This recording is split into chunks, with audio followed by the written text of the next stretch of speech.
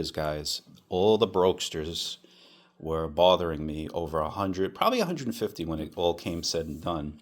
And oh, how much do you want? How much do you want? Here it is, guys. I wanted 8,500. There was no bidding war. There was nothing. The buyer's here. He's a great guy.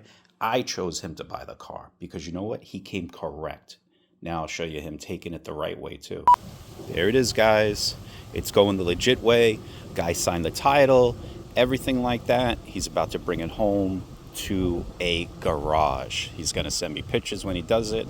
See, look, the problem is you sell a car and somebody else wants to jump title. They want to play games. I'm selling for an older person, so I got to do things the right way. You know what I mean? I wouldn't have cared if he would have came here with plates insurance. He wanted to leave it here for a week after he gave me the cash. It would have been all good. But, yeah, I'm really happy to see it go to a great home. So I endured quite a bit of idiocy for the 24-hour period that I put this vehicle up. It was kind of crazy, I have to admit. Bombarded with just stupid mother effers, okay? It's just beyond stupidity, Facebook Marketplace. Tons of brokesters, just people, oh, would you take 5,000? Yeah, okay, buddy. 6,000, no. I had a guy, would you take, what was it? He offered like 7,800, then he went up to 8,400. I guess people don't realize, they're not following me on my channel. They don't know that I'm a real car hater. I've been doing this my whole life, really. When I was young too, I used to go to dealerships. That's what I found fun. And I'm not the only one. I'm not the only crazy one. I don't drink. I don't smoke. I don't do drugs. I don't do any of that stuff. And I know a lot of people like me. They're just car people. They love buying cars, whatever it is. I made a really nice presentation. I did things the right way. I said exactly what everything needed. I put it on the Impala SS forum. Fake ad. Why do you only want 8,500? I guess they were thinking. I mean, yeah, the pictures look decent. I was an automotive photographer for many years, but I wasn't trying to hide the way the car looked that I used to do for my clients, because I'm very, very good at hiding all the imperfections without Photoshop. I don't need Photoshop to take a great photo of a car. I know how to trick people. It's very, very simple. So when it comes to video, that's where things get a little iffy. I'm not going to sit here and edit video and edit everything out. It's just too much work. Nobody would ever really be able to do that. It would be quite hard to do that, and it would really take up too much time. I have the computer to do it. I have the programs and the software to do it. I've never done it. I don't want to get involved. So when I show a video, right, and everything is there of all the imperfections, I'm not hiding anything. That's why I even went up to the cleanup videos. I put everything on the website. So what I was doing is this. It was actually, the way to do it is this. When you're on Marketplace, right, what you do is, for all the brokesters, you come in here and then you just copy and paste every time somebody would message you. That's just the way I was doing it. You know what I mean? And it worked out. So here's one of them here, whatever. So I just copy and paste the stuff for the Impala, and it sends them right to the website. It made my life so simple. It truly, truly did. Because I didn't have to talk to everybody. Everything was on this website. Okay? And if they wanted to really call me, that's the point that you do. Look over everything that I've done, then give me that call. Because then I knew you were a serious buyer. Now, the funny thing was, I had another guy, besides the guy I sold it to, I had a guy on Friday who wanted to come. And this guy told me, he had a Murata. So I was like, this guy's a stand-up guy, talking to me about it. I think he's a flipper, though. And he wanted to kind of fix it up, but I think he wanted to bring it to the next level and see if he could, and then do what he had to do. You know what I mean? Whether he'd keep it, sell it, whatever. He's younger, 25. Supposedly have seen some of my YouTube videos, that kind of stuff. So anyway, he wanted to send me he wanted a certified check. All right, no problem. But you know what I liked about him? He says to me, hey, do you mind if I leave it in your garage for a week so I can register and insure it and then get the car? I don't have a problem with that. like I said, I needed the car to go away legitimately.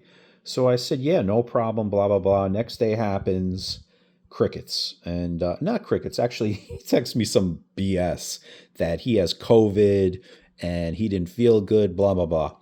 Let me tell you something. Give me a break. I wrote him back Joe Biden. I said, dude, all you have to tell me is Joe Biden and I'll understand. Yeah, times are rough. Maybe you don't have the money, but don't give me this COVID BS. And you want to know something? If you really wanted something, you would come here with the money, the check, whatever it is, crack your window up and put on your little gay mask and do what you got to do. Just do it. So he fell through, which you always need to have a backup. You never know what's going to happen. So out of I don't know, 150 people, 100 people, whatever it was ridiculous. There was only two people that seemed legit. That's freaking crazy. So the marketplace game, it's hard because everybody says, yeah, yeah, I'm going to come, I'm going to come, I'm going to come. What's your address? I'm not giving these losers my address so they can come here and bother me and try to haggle. I don't haggle with people. If the other guy would have came with 84.75, I would have told him to go home. I've done it before. I kid you not. You got to stay firm on your price because it's just important. Let me tell you something what sells cars. And I've been involved with thousands of car sales and marketing and all this other stuff. You know what actually sells cars too? This friggin' carpet right here. My garage sells it. And this carpet. This carpet has been around for a long time. Not my first carpet. You know what's funny? I think this carpet, I didn't even know that Hoovie's Garage, I don't really watch a lot of YouTubers, but he always had a carpet too. I didn't even know he did. I don't know if I had the carpet first or whatever, but yeah, this was at my old garage too. And I remember another guy said to me one time when I was selling my Maserati, he says, yo, you want to know why I bought your car? Because that carpet and the pictures in the background.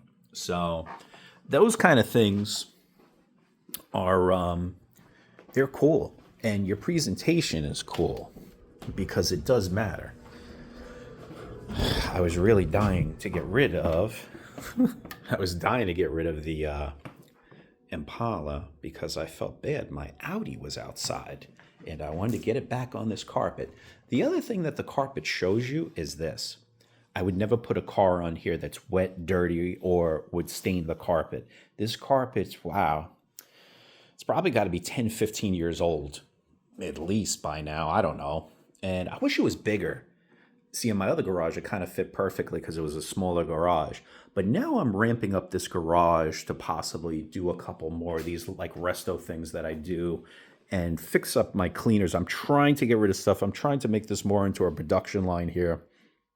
My wife keeps buying more and more freaking equipment for her snowboarding stuff that she does. It's just nuts. But even here, changing the things around and pushing everything back, I have to clean up this area too. Changing over my speakers. Originally, I had this set up. I'm bringing this to my other house. And with the Bose, I don't need it anymore. I'm just going to use this JBL boombox. It's pretty good. I got this heater over here. And this is where all the electric boards go for her stuff. This Segway thing is mine over here. But I just want to really make it more of super organized, everything else, and get it to that kind of state because I think it's important. I've owned a lot of these rides. But yeah, this is like from back in the day too, when I used to be selling cars. We used to put this in the dash or whatever. But I've owned quite a bit of cars, you know what I mean? Like, it's just craziness. That's even my old thing up there of many cars that I've owned and, for long since gone. But yeah, in order to be successful with selling cars, the other thing is this. If you want a certain price and you show all the flaws, right, of the car, and you're straightforward, that's the way to do it. See, I learned on the old days of eBay, when there was no brokesters on there. I mean, in 1995, in order to own a computer, okay, you had to have like a minimum of like $3,000. It was crazy. I remember my first computer was a Gateway 2000 P166. That means it had 166 megahertz. It had a 2.5 gig drive that had to be split in half because it was just too big. Isn't that crazy? That's just nuts. Today I own a HP Z8 that's 56 cores, and the RAM is ridiculous. I have just tons of terabytes. This is a this thing is as much as a car, if not more, when this thing was built out. My two graphics cards, each graphics card is 24 gigs, so technology has definitely changed. What happened is on eBay, a lot of people, then brokesters started getting laptops, cheaper computers, and that's when all the brokesters came in. But originally, the internet was great. It was for rich people with money. And that's when things were really good. And then, of course, the smartphones destroyed the whole game too, because it just allows so many more people into the game who don't have the money. But sometimes you got to ask that good money, that top money, in order to flush out the losers. Maybe you know what? For all the response I had, was it too cheap? Not really sure. I mean, you know what? But then again, let's say if I bought the car and invested more money into it, I asked 14.5. How many people would I have really had? Would I have had over 100 people calling? Probably not, because they don't have the money. Most of these people didn't have the 8,500 either. So it's all one of those balances of trying to figure out what is what. All right, this has been a little bit of schooling from Car Hater, and there you go. Leave some comments down below.